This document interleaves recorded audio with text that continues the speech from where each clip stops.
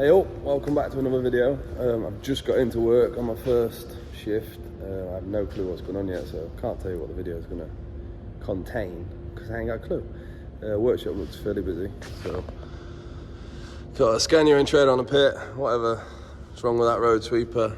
I'm just going to pull some out the back of my van. I bought a spring compressor, which I'll just leave it here because I won't use it enough at home.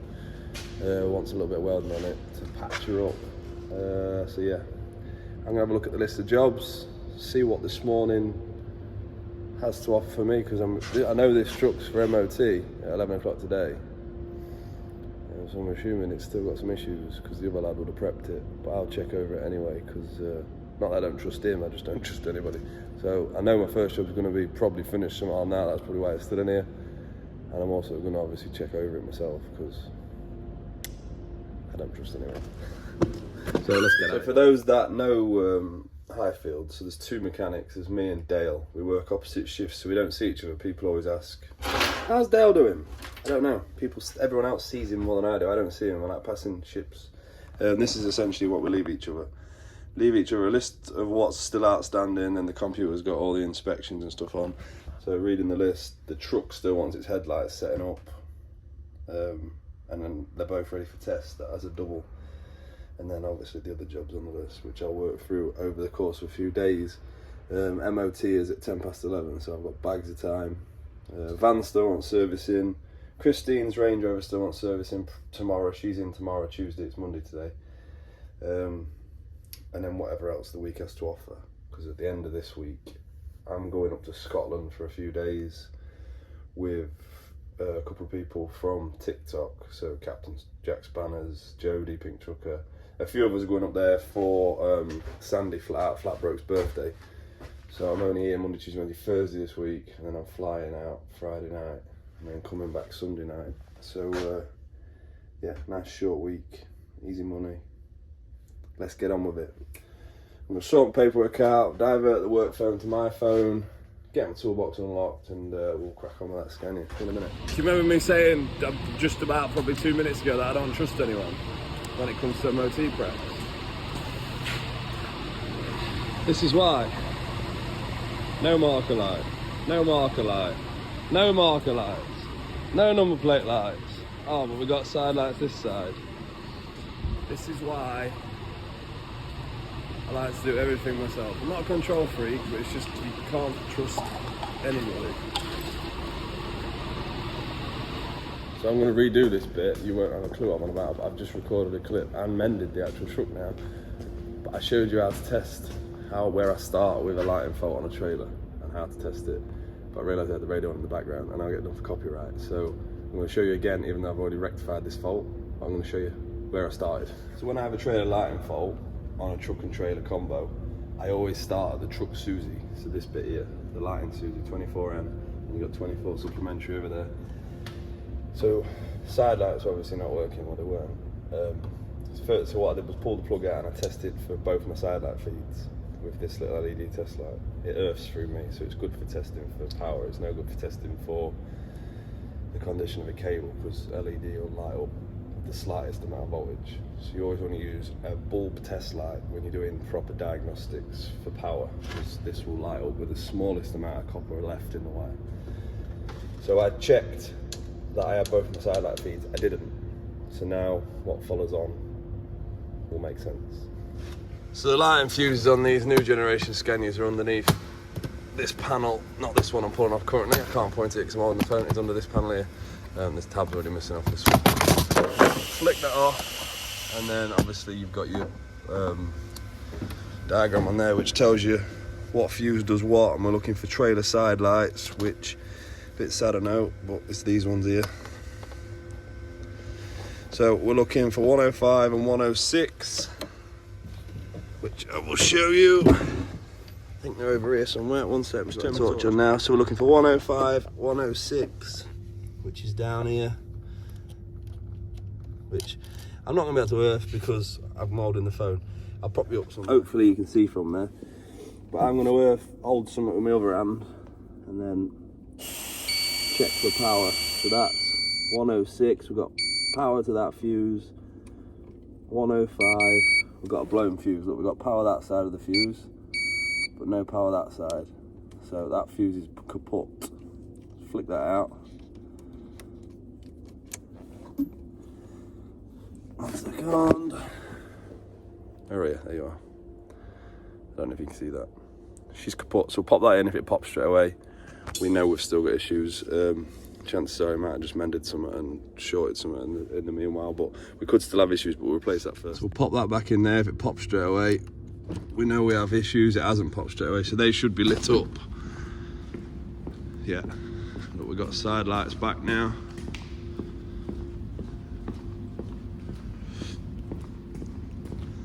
Boom.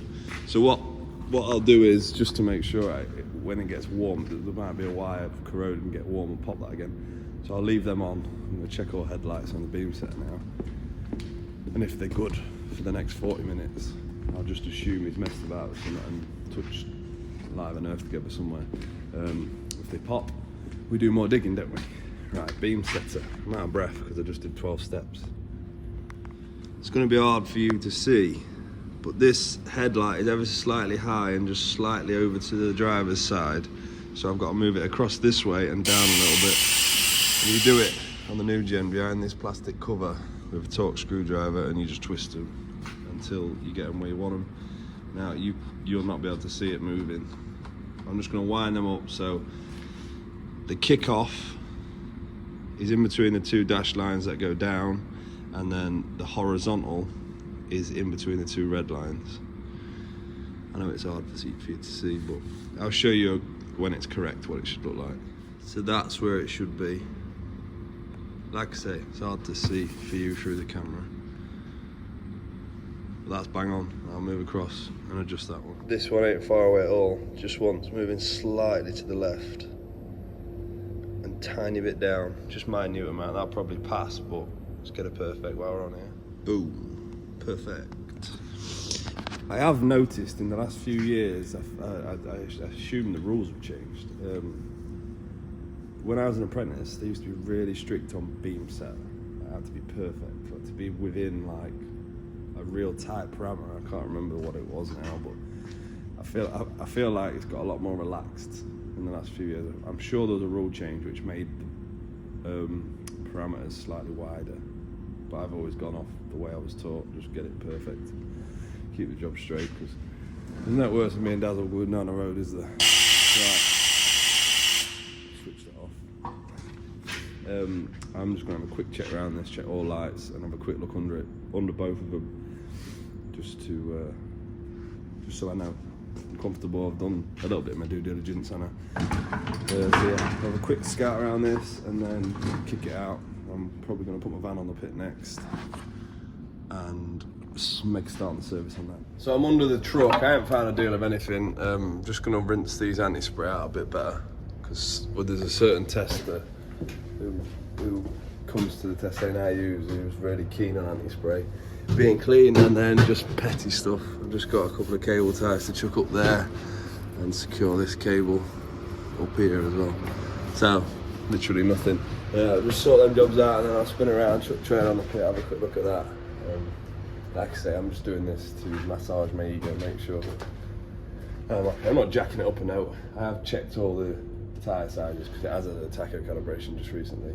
If you have a look here, you've got to check this seal as well, make sure that's intact. And if you want to go an extra mile, there's a seal number on there. So yeah, I was just checking the tyres, making sure that they'd obviously all been written down right, because I've had it before where they've written the tyre size down wrong on the sticker, which is available. Also, make sure the chassis number's right on the calibration sticker, because I've had that wrong before and all. I was checking the load rating on these tyres, and I've had a bit of a panic. The design weights on the ministry plate for this front axle is 8 ton, which means you're a 156 load rating tyre. I've just marked these tyres up because the other lad I marked them, I like to mark them with crayon, so testers know you've checked them. And I've got 154s on the steer. So I've just rang one of my mates who used to be a tester and said, because I couldn't remember if it went on design weight or UK axle weights. I know it makes sense to go on UK axle weights, but some of the rules don't make sense, so it's not safe to assume.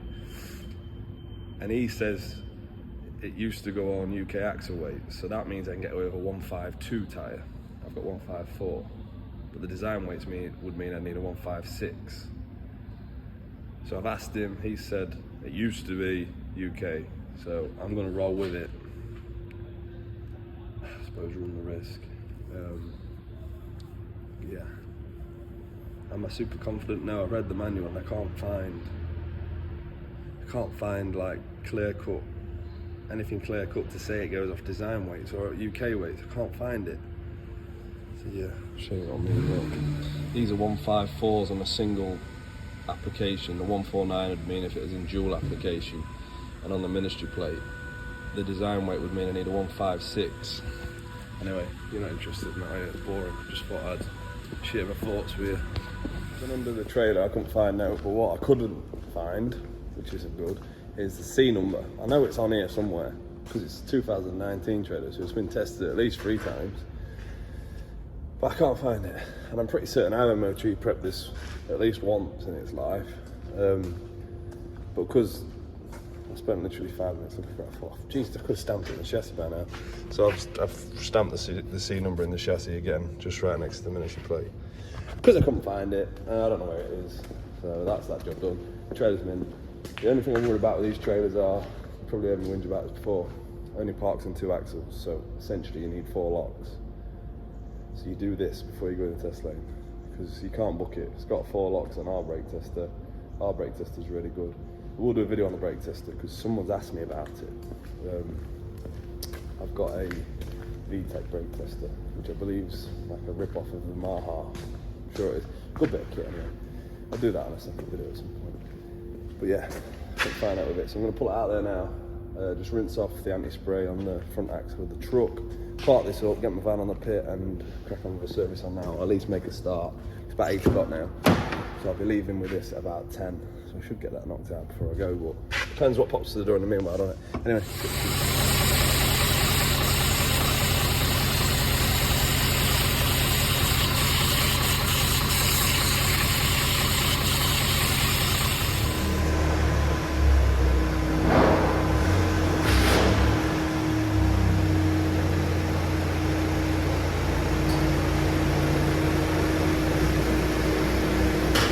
I've just got the engine running, warming the engine oil up. I've had a quick scout underneath the van, and I ain't checked the wheel bearings yet. I've just checked the back axle, but I found a few issues. Now, this has been a good van. It hasn't wanted for much at all, and we've had it since like 20,000 miles. We didn't buy it brand new. It's done 113,000 now, maybe a little bit less. Can't remember that with my personal van. I've got 2 customs, this one and my personal one, they're both on very similar miles, I get confused. They look identical inside, I forget which is which. But I have found a few small issues with this, not due MOT but it's on the pit. Like every 3 or 4 months anyway, we check out. So, I don't know if you can hear me, but I'll talk you through it anyway. She's about ready for 2 front tyres. That CV boot split. This wishbone bush is about smoked. That one's mint, which is weird. But so it wants a pair of them. If you notice, there's no silencer, so it had a hole in the silencer, so mandatory I put the silencer out straight pipe to it. So she's got like all DPF and that, but no silencer, straight to tailpipe. But the most worrying thing is handbrake's applied, right? And when I was under it, before I jacked up, I looked at this and I thought, well, I'm no mechanic, like. But that shouldn't be sat like that. So one cable shouldn't be pulled tighter than the other, should it? You'd expect that to be square. So I've jacked her up. This one's locked, as it should be with the handbrake's on. This one is not. So we have an issue there. Either that could be a stepped handbrake cable, which I don't think it is, or the caliper handbrake arm's sticking. And eventually it's got to a point where it's not returned, so I haven't allowed the piston to push out to allow it to self-adjust. And it's just slowly hit its lock stop. I think the caliper's shot. We'll address that obviously. But other than them few bits, it wants to come out again. Just a bush, CV boot, handbrake addressing, a service. Oh, and some of the brake pipes are getting a little bit scabby. They're not rotten. I'll show you a back one because you're not going to be able to hear me if I go under the front. You're not going to be able to hear me. This isn't the worst one, right? But they're just getting some surface rust. So before they become an issue, I knock them back and I'll paint them, because nobody likes changing brake pads, do we? It's not just me, it can't be. I hate changing the things. So we'll knock them back and paint them before they rot through. But yeah, I'm just going to jack her up, check trackward ends, stuff like that, and then hopefully drop the oil out. Switch that clip back, so I don't know how much of it you can hear over the engine noise, but I've just dropped the handbrake off. I'm just going to have a look at this now, see if the arm's returning. So this side, the handbrake arm's returned to the stop, yeah? Obviously the handbrake's off.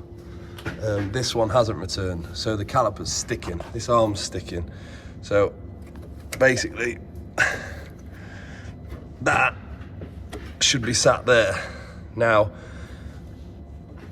if I pump the pedal, I think that, yeah, that cable's still all right, look. Still twitching there.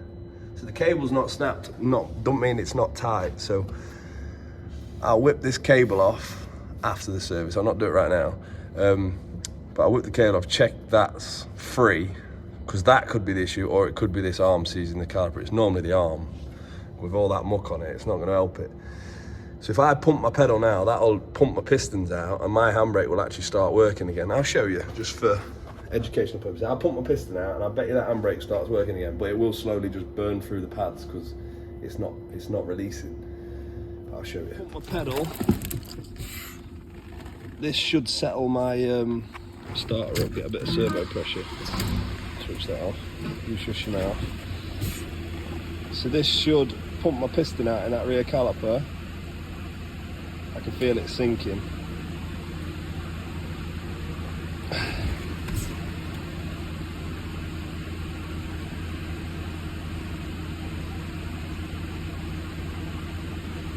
Right, so just to show you, handbrake's off. So when I pull the handbrake, that should lock now. So I know my cable's sweet.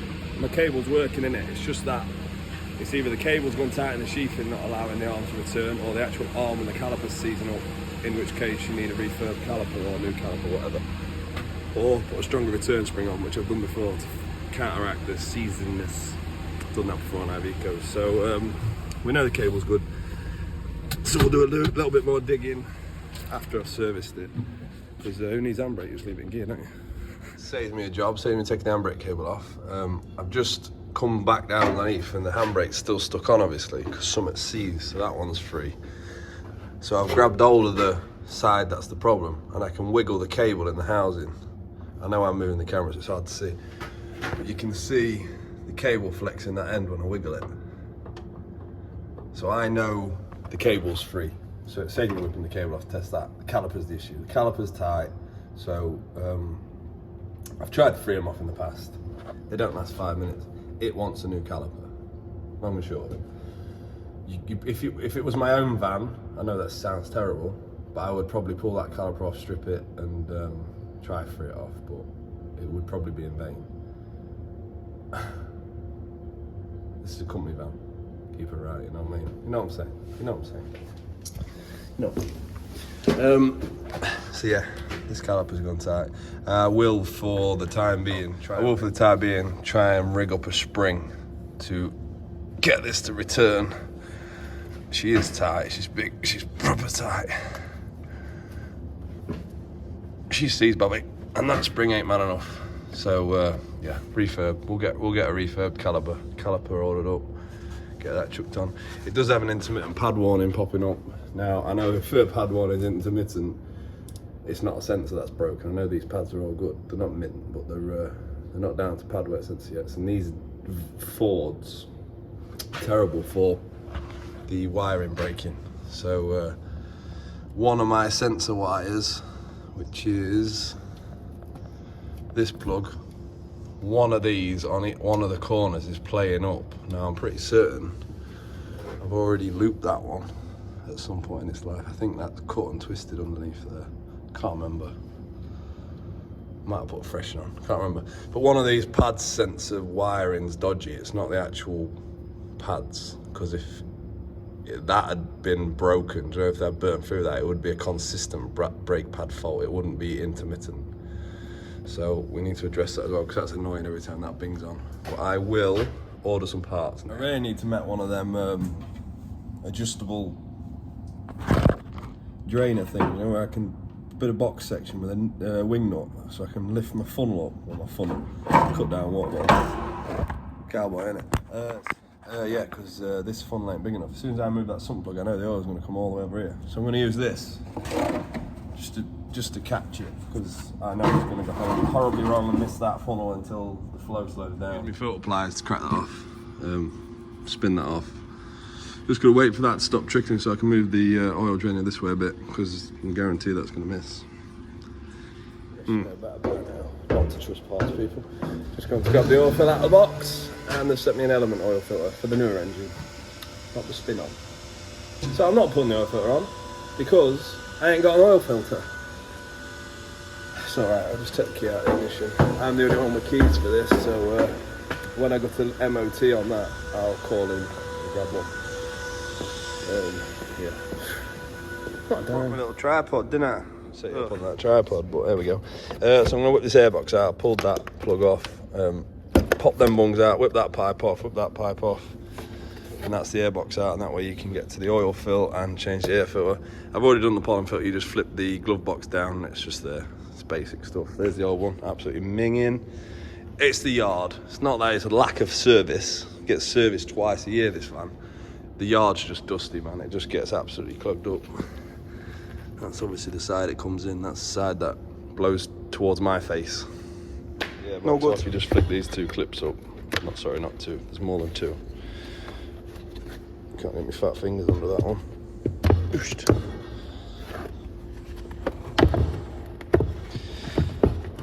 Just lift the lid open. Simple as that. That's seen better days than all, isn't it? It's not been fitted properly, that one. Should be hooked on there. These are good because you can get the box out. You can tip all this crap out if they've not mated. So you can bang all that gear out. Pop your new one in. Like so. Make sure it's around all the edges, unlike that other one. Pop your lid on and throw that back in after you put the engine oil in, because you can't get to the filler cap with this box in. So I'm going to flip that lid back on, and then I can't chuck oil in it yet, so we'll come back to this job after I've took that beauty for MOT. Fuel filter on these, they're pretty simple. You take off this plug which measures moisture in the filter water, and then on the side here you got to line that arrow up with the unlock arrow. Then the filter will come off, and then when you fit it back on, you got to line the arrow up again with the locked arrow. I've got this special tool here which fits over the housing, because you snap these tabs, you can see someone's been in here before.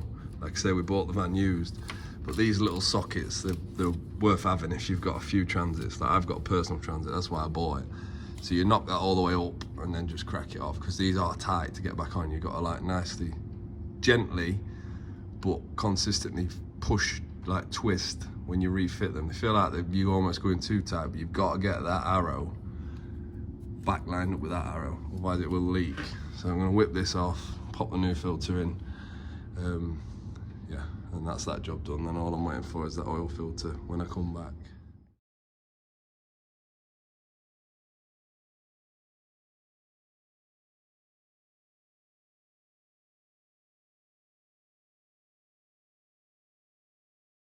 The new one on, that'll self-bleed, so I'll cycle the ignition when I get some engine on it, and the little pump in the tank will fill that up. I just cycle it like 10 or 12 times, and then crank her over, and I've never had a problem doing it that way. So yeah, just waiting on parts now, but we'll go for a test in a minute. We're in the Scania. Can't even get the seat belt, Jesus, it's already clipped in. Good set this for MOT, and hopefully by the time I get back, which should probably be around 2 hours, I should have some parts here for the van, so we can crack on with that. We're back at the test lane now, and I've all the way here, so Jesus Christ, just swung his door open in front of a 44-ton truck. So I'm fully freighted, and I've come all the way here, basically on the retarder, pulling all that weight up. What a bit of kit that is. I've obviously got exhaust brake on as well, and retarder, and the only reason I've been using the brakes is just to get a bit of warmth in them. I could have got all the way here on the retarder, and there's some steep hills from It's a big downhill down the A46, the way I come. What a bit of kit. What a bit of kit. Anyway, I'll tune back in when we get to the test lane. Like I say, I can't record in the test lane, it's not allowed, but I'll see what I can get. I think I put it in there earlier in the video. So at my workshop, I got 4 locks on this trailer. I've just brought it for test. Didn't get a single lock. Between me bringing it from my workshop to here, I've lost 4 locks and it's failed on brakes. Obviously passed on everything else, both of them, the truck's passed, the trailer's just failed on brakes. Why don't they just put them 2 extra chambers on at factory? I don't know.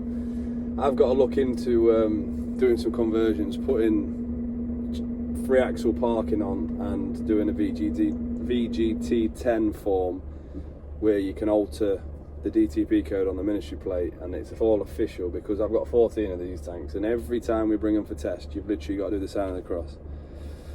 Over 90 tests this year, that's the second one I've had fail. And guess what the other fail was? Exactly the same thing. Dropped 1% on park between bringing it from my workshop to this test lane. So I'm going to go back, going to put some fresh pads in. I'm not messing about because it's the pads. It's always the pads. You'd think it was brake chambers, but it's not. Pads go hard because all the drivers have got exhaust brakes and retarders. The pads go hard and they don't meet the braking performance on park. If it parked on 3, it would absolutely waz it. Anyway, enough whinging, let's go fix it. You know what I mean? Back at the workshop, I'm just going to chuck some pads in this, and then once I've got the job done, I'll ring about and see if I can get a retest. I'm not going to ring before I've got the job sorted and I've actually brake tested it, because I don't like to let the test lanes down. Do you know, if I book a retest and can't get it done for whatever reason, it's just embarrassing. So we get these 2 back axles re-padded,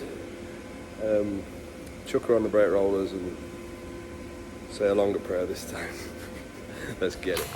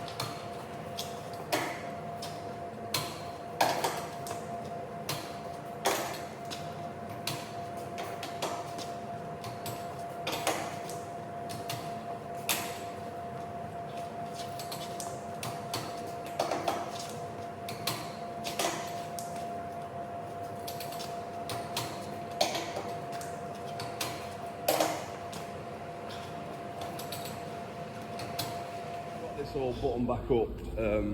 Still waiting on the parts for my van. I've just rang Partick, the oil filter's on its way. It's like 4 o'clock now, I don't know. Well, they've probably manufactured it, I don't know what's gone off there. But I can't brake test it till I've got some oil and that in the van, because if you look, trailer won't go back far enough without it in the van. Obviously I could put the old oil filter back on, but then that means I've got to put the airbox back on and to get the oil in.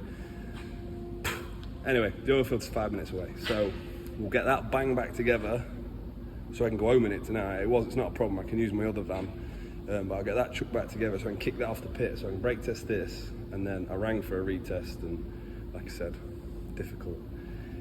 I've got to ring in the morning, see if there's space. If not, I'll just ring around the other test lanes, see if I can get a retest for this. Yes, that's where we're at. We're all built up, just needs brake testing. Everything's torqued. So I'm going to rip it around the yard, just burn them in ever so slightly. They don't really need much running in, brake pads, not like drums.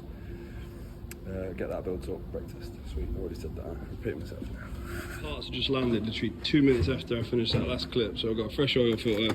I've got some wishbone bushes, but I'm not doing them tonight. I've got a CV boot, nope, and there's a caliper there as well, and I've also got a new sump plug, because that one, the O-ring was all mashed up, so got a fresh one. I thought a new O-ring would come with the oil filter, but it doesn't, so I've had to order that separate. Let's get these chucked on, get that engine oil put in there, get this off the pit so I can crack on with that thing. That's the plan. Let's get it. I haven't put the airbox back on. I've reset the service light. You do that by holding the brake pedal and accelerator down, switch ignition on, and just sit there for like 20 seconds, then it'll say service interval reset or something on the dash, key off, and that's that done. Now I'm just cycling the ignition to fill that diesel filter with diesel. It'll just pump in. I'll just do that like 10 times, get it nice and primed. Crank her over, run her for 10 seconds, make sure the oil light goes out on the dash, switch her off, let the oil settle, dip again, and then adjust the oil level if it needs to be, and then I'll chuck the airbox back on. Obviously that sensor's unplugged on the airbox, but doesn't normally kick a fault up on the dash because you don't run it long enough for it to really matter. So I'll get this boxed off. I've had a shuffle about, got the van done, got my truck coupled up to this trailer, because obviously the Scania's back on the road tomorrow morning. I haven't brake tested it yet because I've got to go run a driver to Volvo Lincoln to fetch his lorry and then straight home, so I'll brake test this in the morning and worry about trying to get a retest tomorrow, because it's going to be fun. But yeah, brake test in the morning, so I'll see you in a second. It'll be a few seconds, then look, it's the next day. Magic, eh? Just warm these tanker brakes up and down the yard, just obviously just to fettle them in a little bit. Gonna sling on the brake tester now, and hopefully we get 4 locks. It is a wet day today, so more likely to get locks. But yeah, hopefully we get some decent readings. Someone's parked a fork truck right in the middle of my doorway, which is a stupid thing to do. Right, there's my local Partick Lincoln. I want to supply all my parts. So I brake tested that trailer. I'm just there's a van waiting for me here. And there's one of them a bit low, so I'm just going to chuck some chambers on. I'm not chancing it. It's not flat strap. Trying to get parts sorted. Get this for a retest at 12. I've replaced 2 chambers just based on that reading. Where are we looking? Yeah, that reading being low, and that one. So I've replaced them 2. The brakes weren't this bad before I changed the pads. Somehow made it worse. So I put chamber on there, chamber on there. I'll ram it for a brake test real quick now. There's loads of stuff going on around me. Get this brake test, fingers crossed, we just squared it away because I've got a retest slot for 12. Yeah, up against it. Part brake efficiency up a lot, but it's still not there. I just want that extra lock, just for peace of mind before I set off. I know by the time we get to test, I'll be a bit warmer, a bit more bedded in. So I'm double pedaling currently, just dragging my foot brake, just burn them pads in a little bit. Just get one more brake test and then get one more lock. Confident I'll send it. When you're warming brakes, you need to be careful you don't overheat them because they go the other way then. So just drag them a little bit, tickle them, get them nice and hot. I'm flat out this morning. It's 11 o'clock. I ain't had a drink, I ain't had no food. I'm getting, when you're dehydrated, you get a headache. Headache's coming. Just need to take a breath. Take a breath. Just take a breath. Stop stressing out. You get paid by the hour, kid. It's a pride thing. It's a pride thing. I'm my own worst enemy, I tell you. I've got it. But I've got it on effort. So I've got 2 locks on the second axle, none on the third, but really good effort now. In all honesty, I'm playing a dangerous game. But I've got no choice. So we're gonna send it. I'm gonna get a drink, some food, and send it. Back here. Fingers crossed. I'm about to say a long prayer. This job has gone from what should be a simple, easy job to taking over a good day and a half of my life for 1% on part break. It is what it is. You take the rough and smooth, don't you? You've got to. You just got to keep on swinging. That's all you can do, boys. Keep on swinging. Dun dun dun. This video has been a lot of talking. I'm just trying to be as educational as possible. So I've just been for Tess with this one. She's passed. But look, the brake readings again are totally different. So now I've got 19% effort. Still, I got 3 locks now, but the efforts are they're just from running from there to here. I've gained 3%, and it just shows you how so little can make so much difference in this job. And you just can't book passes sometimes. You just can't. You can do all your planning and maintenance and everything to the best of your ability, and sometimes it just goes south, unfortunately. But yeah, we got there eventually. I've wasted a day and a half at this job now, but wonderful, sweet as. I wasted a day and a half of this job now, but you win some, you lose some. It is what it is. Back to the yard and actually do some work now. I might get you some decent footage from this point onwards. I don't know if you can see in there, but that bar's hitting the chassis. So when they're trying to wind the legs, it's really notchy. I'm going to slacken these bolts up on the landing leg, drop them down both sides. They look like they've lifted everything slightly. They don't look loose, but obviously the sheer amount of weight on them may have bent something slightly. There's nothing appears to be like structurally damaged, but it has moved. So I'm going to drop these legs down, fill the legs with grease. Hopefully that'll remedy this fault. And I know I've been quiet. Well, you don't know that, but I haven't actually filmed for the last couple of days because I've got a new apprentice. So any spare second I've got, I've been obviously with him. So I'm hoping I've got some decent content already from the first 2 days. Yeah, let's get these legs slackened off, drop down, and hopefully that'll remedy this fault. I think it will. Check last clip. I can see an issue. That leg is tipped forward, so they have moved. So that one's slackening and dropping back a bit too. It's quite common on these because the drivers drop the trailers with the air suspension up, and then over the course of a week when it's stood, the air suspension drops with all the load on and drags the legs. I've actually had these aluminium brackets here snap clean off the chassis. Bosh. I've replaced them a few times. They're crap. Aluminium backplates, crap. Good trailers are felt binder, but I have had issues with the legs.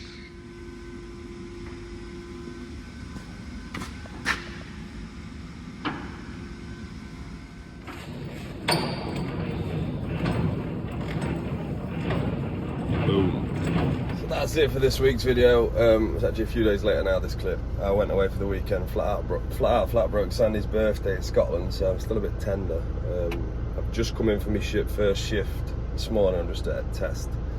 The next week's video, I can already tell you, it's going to be a pretty good one because we've had a disaster. Trust me.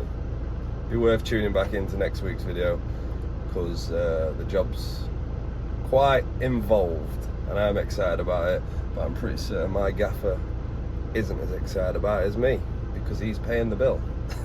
So I'll catch you next week. Thanks for watching again. I reply to all the comments, so drop me a comment, drop me a like, do all that good stuff. Do appreciate all the support. In a bit.